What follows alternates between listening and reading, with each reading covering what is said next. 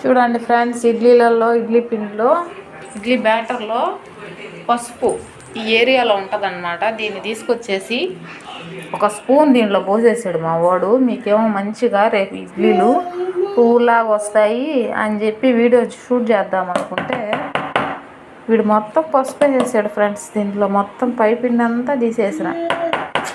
అంతే, పిల్లలు ఉంటే ఏం చేస్తాం. అదిగో మళ్ళీ తీస్తున్నాడు. ఎలా దెబ్బలు పడిపోతాయి నీకు.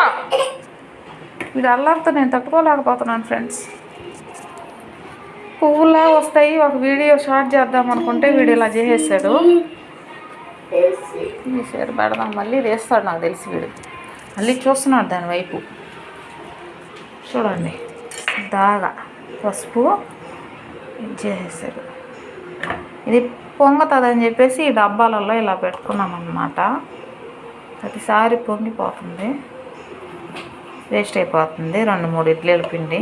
దట్స్ వై తీసి ఆడన్నా పెట్టాలి ఇది దెబ్బకి. ఇది దోశ బ్యాటర్, ఇది ఇడ్లీ బ్యాటర్. తీసి పొయ్యి మీద పెడతా. మళ్ళీ వచ్చాడు దేనికో. ఓకే ఫ్రెండ్స్, ఈ వీడియో నచ్చినట్లయితే లైక్ చేయండి, షేర్ చేయండి, కామెంట్ చేయండి friends. Bye. Subscribe, please follow.